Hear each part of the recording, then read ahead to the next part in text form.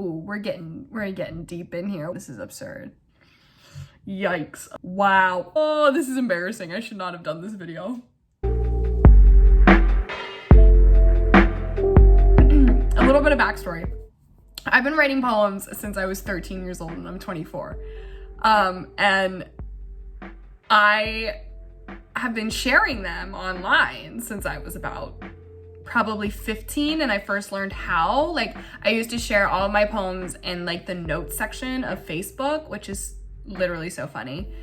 But I just thought it'd be funny if I went through and like read some stuff and we could all just like, you know, think about it for a second. So okay, so pause a second to say that, hi, my name is Sophie, welcome to my channel, and I want you to hit subscribe down below and maybe laugh at this video. Give it a big like if you thought it was absolutely hilarious, and, you know, comment down below if you'd like to see more videos like this.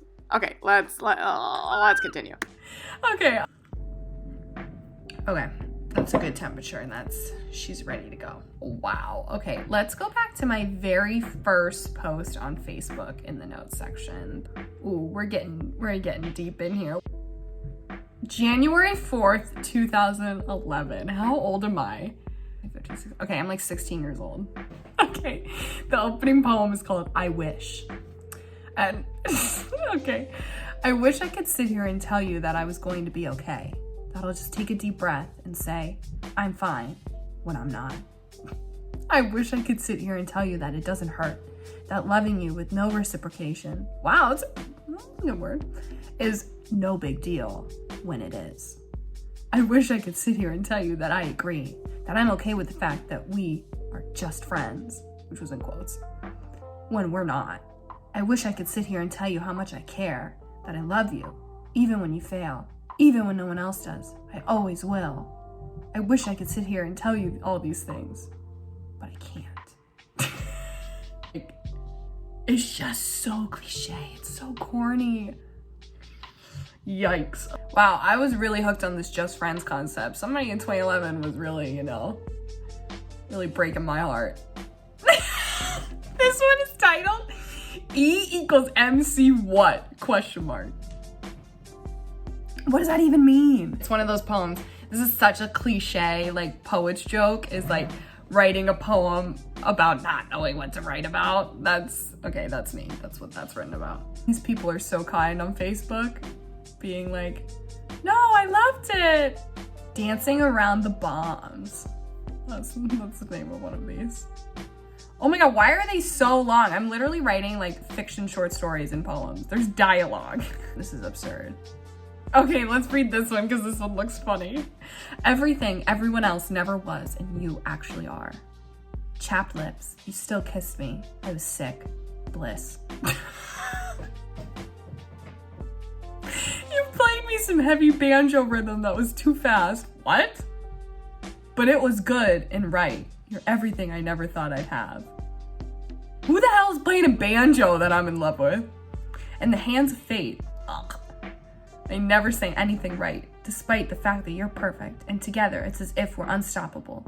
You pierce my heart with something real. Stab! Something real. Stab! You're everything I never thought I'd have! Stab? What? Oh, this is embarrassing. I should not have done this video. Cheese, because that's what he'd call it. I remember this. Oh, I'm having a really weird like high school flashback. Oh, I don't like it. Wearing a different apology than before, but I let you in the door. That's not bad. So I seduce you to look at me in the middle of the night. I'm in high school when our eyes are dancing on each other's skin in the television light. Oh, that's not bad. My memory serves as a seatbelt holding me back. Or I want so badly to just crash into your lips and body. Just let it be. Wreck me. Okay, some of that isn't that bad. We'll furnish the guilt in our stomach with no regret. It's the wrong use of furnish. We'll wrap another layer around our hearts made of tin. We'll sin again. Because we both know this isn't the last time we'll let each other in. Oh my Jesus. I'm so dramatic. I'm so dramatic. Like the stuff I was trying to like go to college with. Oh, I'm like really mad at somebody. Just listen to this first stanza. It doesn't matter what color you'd bleed if you cut yourself. It doesn't matter what you did last Friday or what you've already got planned for the weekend after that. How much rage you're going to make with the best of so-called buddies, or even how many times you came this close to dying. I think I'm like mad at somebody for like partying and like not wanting to cuddle. Wow. Oh my God, wait, I turned in this poem. God bless my professor. Bare sheets, I slept best. Dewy skin in the morning light. Candy tongue, tulips. What's that bad? Alarm goes off, you ignore it. I loved messing your hair up. You look better that way. Oh, I remember this. I'm not gonna read something because it's a little like graphic. Sex doesn't make a sound. It's the loudest way to shut someone up. It's the silence that cures. It's the cork stop in a bottle, but it will glimmer when you spin it upside down. I'd love to smash it. Ooh, sex doesn't make a sound. It's the loudest way to shut someone up. That's pretty good. For like like an 18-year-old, that's pretty good. Then it starts to get like a little bit better. Now, mind you, like 2013 and on, like I'm in college. I'm like getting my degree. Oh, that was aggressive. Oh, this is kind of cute. The best part about like going back and reading these poems from years ago is that I remember like the time in my life in which I wrote them, and it's kind of like looking at like old photographs in a way, but like through like words, through like poems. The people that like I loved and cared about, and God, and all the people that I like let into my life in such an intimate way, and it's crazy. Never really fall for people who have dark hair, but somehow you rock it. There's something in the back of your brown eyes that makes sense, even knowing you for 6 seconds only, but feeling like I could know you for a lifetime and it would be easy. You brushed your thumb against your cheekbone as if you were wiping away an invisible tear, and I could tell your touch was angel gentle. It would melt my bones if my skin was under your own, which I imagined in my dreams at night. I wanted your shadow to brush up against mine, dance in the light's framework together as if two half pairs found their whole, while our bodies kept a distance only touched by fingertips and their secret reaching. Oh. The hardest thing to make a woman feel is beautiful when she believes she isn't. I've destroyed a good chunk of my own happiness because I chose the wrong things or believed the wrong voices, but sitting here on your couch with your tan hands and my blonde hair, coiling the ends around your knuckles and tugging to pull me closer. Never felt something like that. I was steady and so were you, and we shared in, I think it's called trust together. Oh, that's a little corny. I never lie and neither do you. But not because we're just good people and not because you're godlike, actually we're both far from it, we've proven, but because we don't have to. I never laugh the way you make me do. I can't breathe sometimes, and it's not like the way literature describes or the way a guitarist writes in the perfect sentimental slow song. I literally cannot breathe because you are stunning. It's kind of cute. I've been driven down a lot of bad roads by people I let make me feel inferior and allowed to push me around because I didn't put faith into my own self-sufficient standing. But here I am, and I haven't faltered, nor shaken, nor cried. I'm still. I don't usually fall for people who are good for me, but somehow you changed that. The ending sucks. Wait, I know what this is about. I can't read that. But this was not bad. This was not bad. Is this 20? No, this is still 2013. I'm still a freshman. 18. I'm 18. It's called Blaze. We sweat out the holy stuff.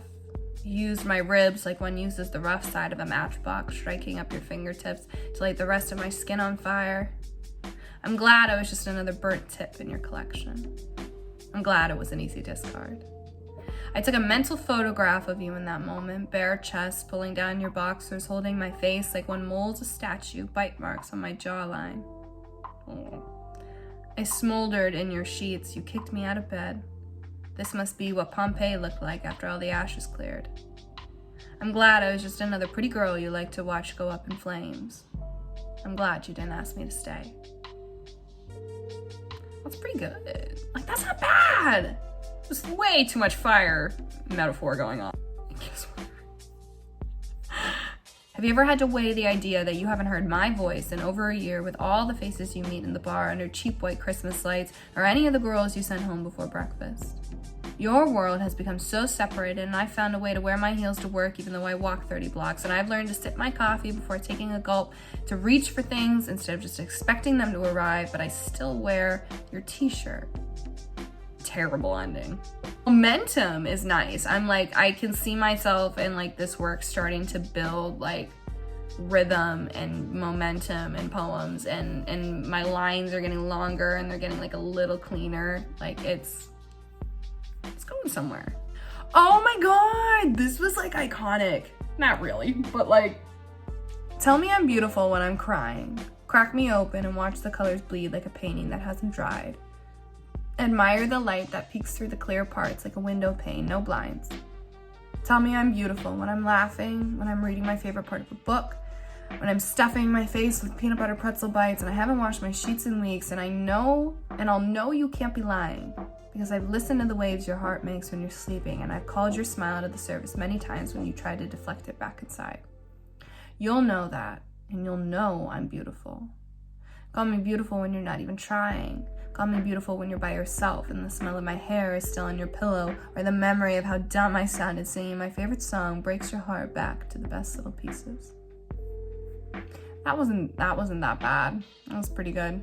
So forgive me if I don't wrap myself around your infatuation again, all because you've taken an insomnia interest in me. Excuse me, my body.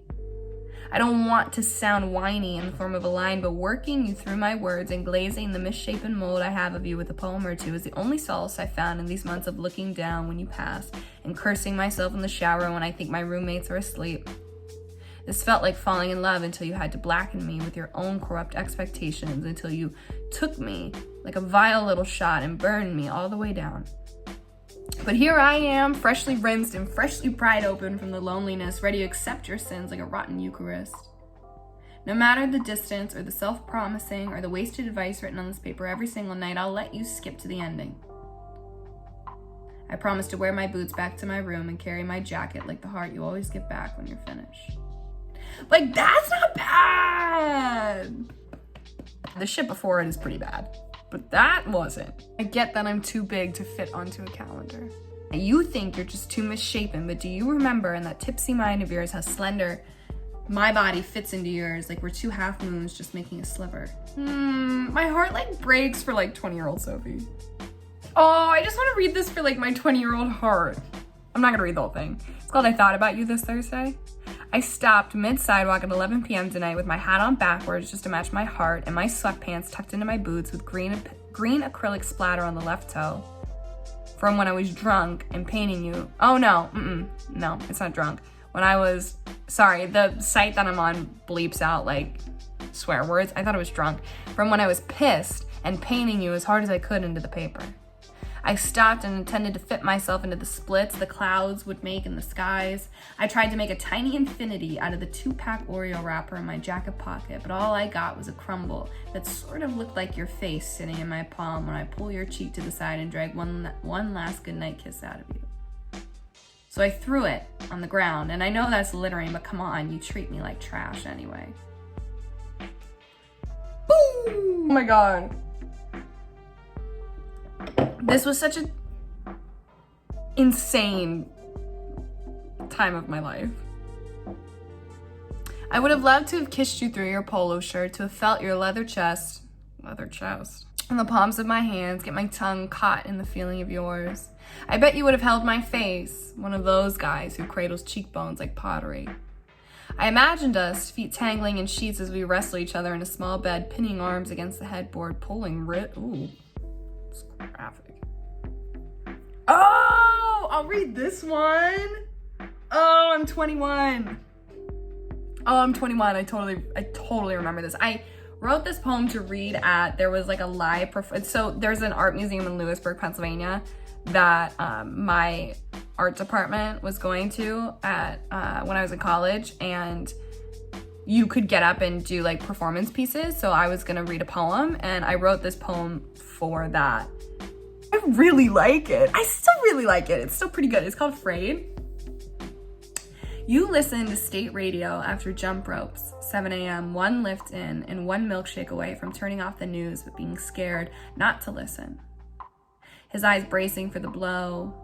Camilo, a new America, over a cup of coffee as I blared something electric through my ears, trying to grasp the ephemerality of your position, no job, news station, hundreds of possible pinpoint military locations, and here I am.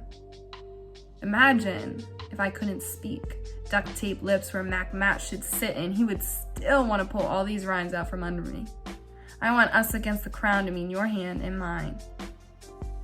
Isn't that silly? Isn't it crazy? It shouldn't have to be. Hi guys! So the video that you were just watching, I filmed a long time ago. I filmed it like in the beginning of January. And the last poem that I read in that video, I prefaced by saying, oh, I'll read this because I'm sure it's never gonna get published. Like, I don't care if it's on the internet. And now I have this new mindset of kind of like, screw it. Let's put the best stuff on the internet. So I'm gonna change the last poem that I read. So this is something that I wrote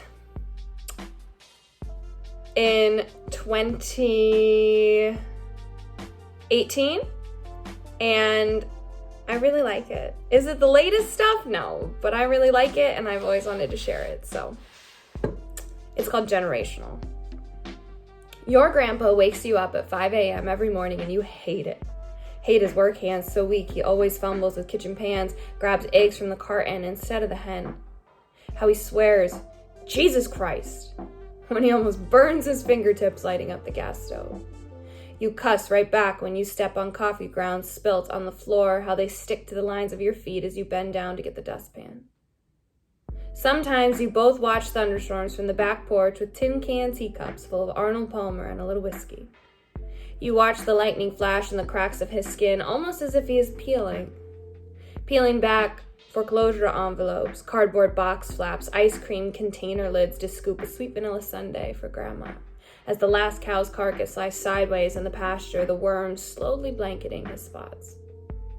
North Carolina has tattooed his bones with subsidized dollar signs, wounded pride moving back to his daughter's home just outside Durham. He wakes you at 5 a.m. every morning and you hate it. But you also secretly hate your criminal mind, dedicated as it is to ensure you turn out the exact opposite of his Chevy and Carhartt jeans, swapping them out for suits and coffee sleeves.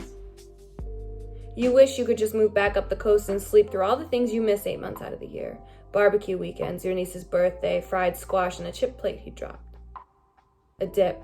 The gentle, imperfect curve of his lower lip as he sips his drink and tells you about the almanac's prediction for 1962, how the storm was 10 times worse than this one, paints a new landscape with his hands, and maybe, for the first time, you're actually listening. Thanks for watching!